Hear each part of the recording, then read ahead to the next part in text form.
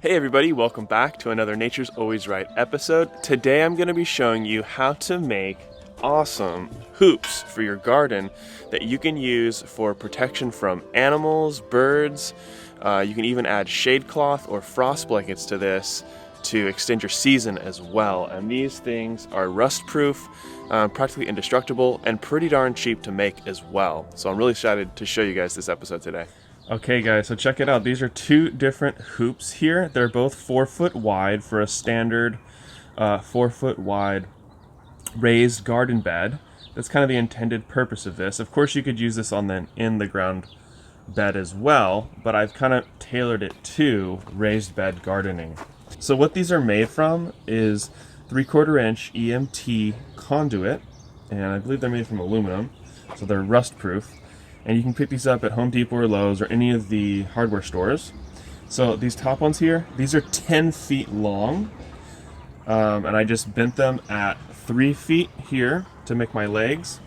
And then the bottom hoop here is 7 feet because I cut off the lower one. So you can make lower tunnels or higher tunnels depending on your needs. For my client, I'll be covering with this stuff. This is just a garden netting, and this can keep away birds and deer. Even I'm hoping it'll work on squirrels as well. And they have chickens that free range, so they need to keep out all of these guys. Then I'll be connecting it to these poles with my little clips here. These are from bootstrapfarmer.com, and I use these out in my field. That's what's holding on my frost blankets right there, are these clips. In this garden, what you can do is actually remove these, so it'll make them a little bit easier to pull on and off. They don't have to be as strong of a force holding down. So instead of using one of the clips like these, you could also use something very simple like chip clips like this.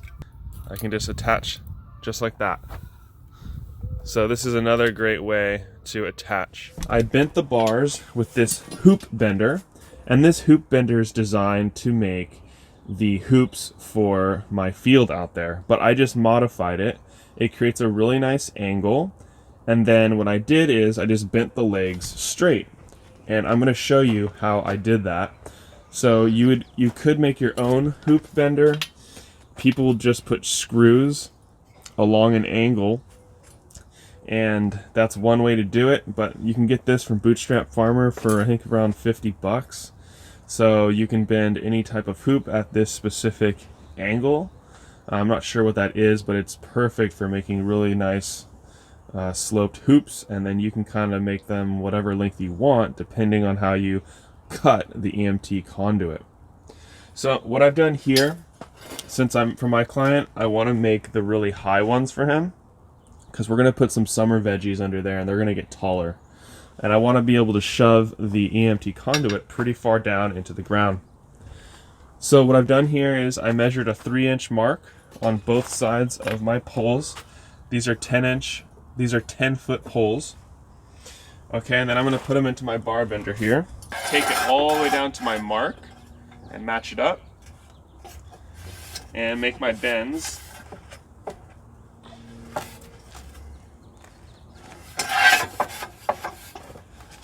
And I've got really in-depth videos about how to make these shade cloth structures for in the field. This is more of a gardening version of that.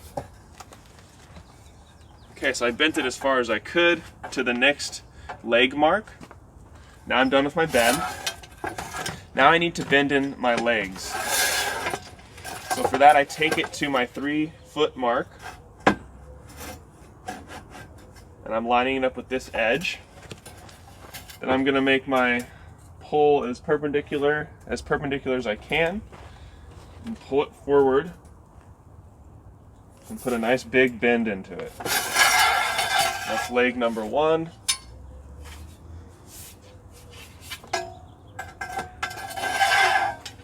There's leg number 2. Let me get it perpendicular. Pull it forward. And there we go. Now you got a hoop. So yeah, this is a super easy thing to make and very effective as well. And I'm going to take you guys over to my client's garden and show you what it looks like all set up. So here we are at my client's garden, and these hoops work fantastic. So this is a 4-foot by 10-foot raised bed here. Keeps the netting off really well. And super protected.